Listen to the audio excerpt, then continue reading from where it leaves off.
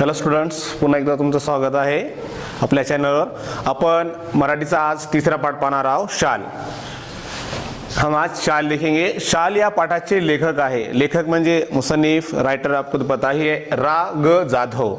आता रा ग जाधव हे एक लेखक आहे आणि या पाठामध्ये ते आपल्या जी वस्तू आहे आपल्या जवळची जी पाठात मैंने सबक में बताया गया है, पहले ही जो शाल ये नाम बताया गया है अपने सर्वाना माहितच है, हमें तो पता होता है शाल किस लिए इस्तेमाल में आती है, किस लिए इस्तेमाल करते हैं शाल। हम ठंडी में इस्तेमाल करते हैं, ओढ़ने के लिए इस्तेमाल करते हैं।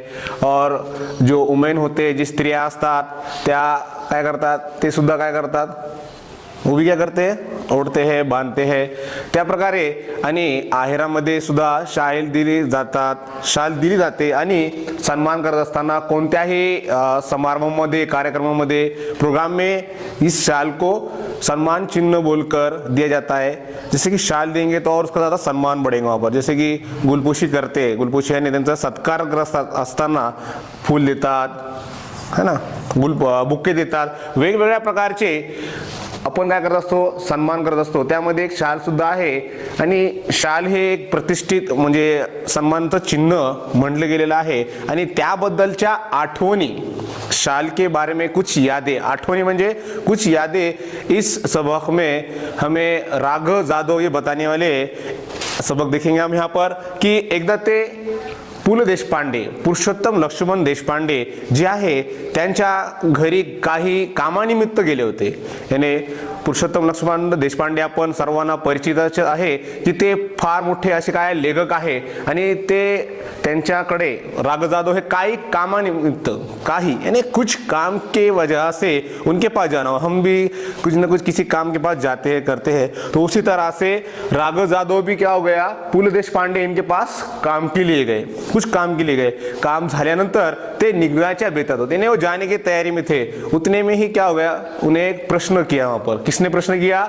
सुनीता देशपांडे, जे पु ल देशपांडे यांच्या कोण आहे, पत्नी आहे, यानी उनकी वो वाइफ है। उतने में जब निकलने की तैयारी में थे, जैसे कि हमें पता होता ना, रुखसत हो रहे नहीं क्या, मतलब हमें लग रहा है अब जाने वाले, तो उस वक्त तो सुनीता देशपांडे ने उन्होंने क्या क्या सवाल किया, मतलब पूछा उनसे, इजाजत ली, नहीं डायरेक्टली बोला नहीं कि तुम ये लेंगे, पहले इजाजत ली, तुम्हाला शाल दिली तर चालेल काय, क्या अगर इजाजत ले रहे हैं, डायरेक्ट नहीं बोल रहे मग शाल दो क्या, इस तरह से नहीं बोल रहे हो, तुम्हाला शाल दिली तर चालेल काय।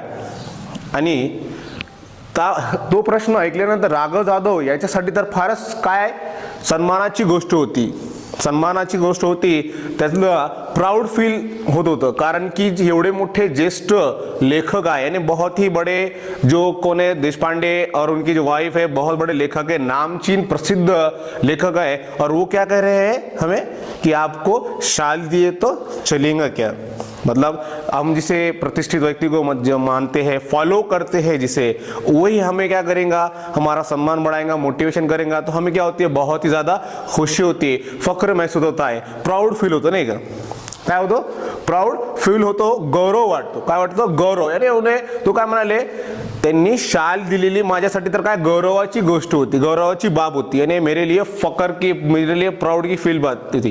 जैसे कि अपने जो शिक्षक होते, टीचर होते, उन्होंने अपने को शाबाशी दी वगैरह दी, तो हम क्या होते हैं, हमारी छाती फूल जाती है, हमें फक्र महसूस होता है, हम ऐसा बैठते हैं नहीं क्या तनकर, पूरे क्लास में सर ने मेरी ही तारीफ की, खुश होते। तो उसी तरह से वहां पर उनके फक्र की बात थी, ते लगेच एका पायावर तयार झाले शाल घेण्यासाठी, मतलब वो फौर ही एका पायावर तैयार होने, फौरन यानी जल्द ही तैयार हो जाने, कुछ विचार नहीं करना वहां पर, कुछ सोचना नहीं, उन्होंने लगे उसको क्या कर दिया, उस सवाल को, मतलब जो इजाजत मांगी थी उसको हाँ कर दिया।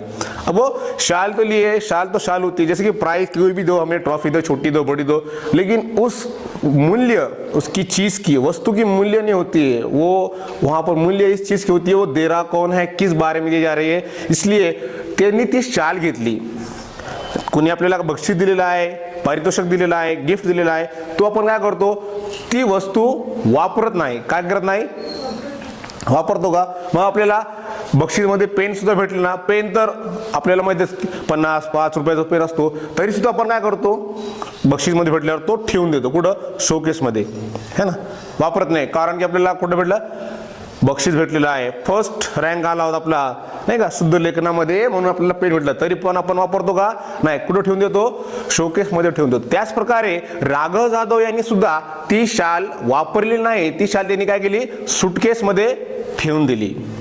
कारण की हे जुन्या काळातील लेखक आहे है ना, जुन्या काळातील लेखक असल्यामुळे म्हणजे त्यांचा पण जन्म पाहिला होता 1932 ते 2016 यांच्या कालावधी दरम्यान जे ते लेखक आहे, म्हणजे ते पाठ सुद्धा का फार जुना आहे, त्यामुळे त्यांनी सुटकेस मध्ये ती शाल ठेवून दिली. वापरली मात्र कधीच नाही, वापरली मात्र कधीच नाही. वापरली इस्तेमाल की क्या उन्होंने? इस्तेमाल बिल्कुल भी नहीं की. वो शाल क्या किया?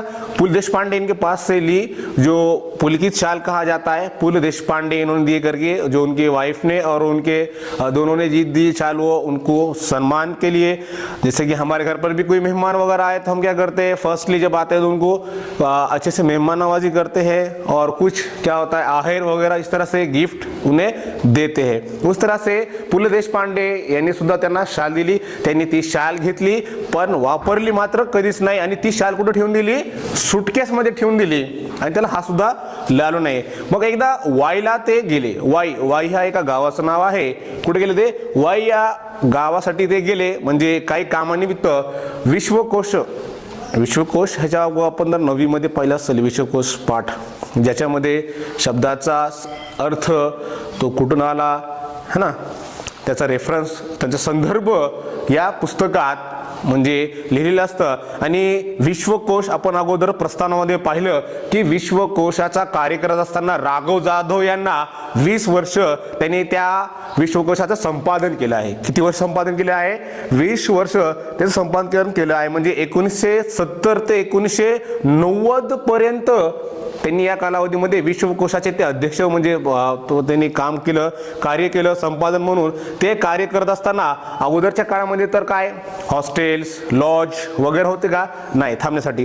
तर त्यांनी त्या गावातील, कोणत्या गावात? वाई गावाचं नाव काय? वाई या गावात ते विश्वकोशाच्या कामासाठी गेले आणि त्यांच्या राहण्यासाठी जागा जी होती ती एका ते प्राज्ञ शाळेमध्ये थांबले होते. प्राथमिक शाळेत खोलीत एका थांबले होते. खोली आता माहित असं असेल, आता जिल्हा परिषद शाळा किंवा प्राथमिक शाळा आहे ती कोणत्या गावातील आहे? वाई या गावातील आहे. आणि शाळेचं नाव आहे प्राज्ञ, यानी स्कूल का नाम है प्राज्ञ. त्या खोलीत थांबले यानी उस कमरे में वो रुक गए. किस लिए? स्टे कर रहे वहां पर है ना, आराम. जैसे कि हम अभी किसी गांव जाते करते का रिलेटिव्स के घर पे रहते यार, लॉज में लॉजिंग करते, बड़े बड़े 5 star VIP, double 5 star, 7 star, 11 stars ऐसे होटल्स होते.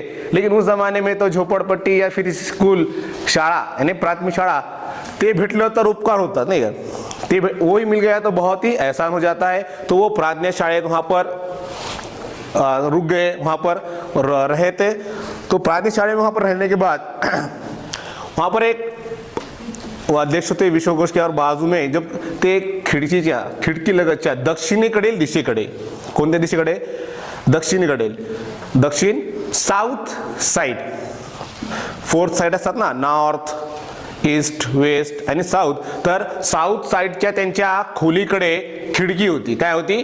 खिडकी. आता खिडकी म्हणजे विंडो सर्वांना माहित आहे. तर त्या खिडकीपाशी ते गेले असता, त्यांनी पाहिलं असता तर त्या खिडकीच्या बाहेरचा जो नजारा होता यानी जो व्ह्यू, जो सीन्स जो होता, तर त्या खिडकीतून पाहिलं असता त्यांना एक कृष्णा नदी, म्हणजे कृष्णा नदी तर तिथं काय चालू होता? चिंचोळा प्रवाह यानी ती वाहत होती. वेव्स म्हणत असतात त्याला. प्रवाह म्हणजे बह रही थी.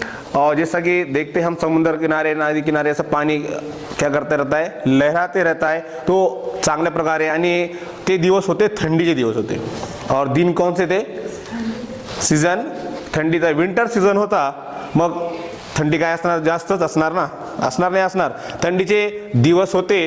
त्या नदीच्या तटापाशी यानी किनारे के पास ही, नदी के किनारे के पास ही त्यांनी पाहिलं, एक दृश्य पाहिलं. काय दृश्य पाहिलं? की एक टोपली आहे. टोपली मीन्स जैसा की हम देखते हैं टोकरी वगैरह. त्या टोपलीमध्ये एक छोटं बाळ आहे, एक छोटासा बच्चा आहे.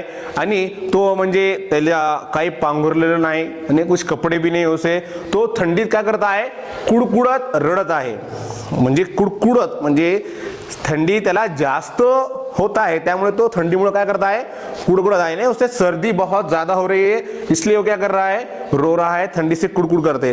पण त्याची आई जी होती त्या बाळाकडे लक्ष देत नव्हती, यानी उसकी जो माँ थी, उसकी मम्मी जो थी, वो उस बच्चे तरफ ध्यान दे रही थी क्या?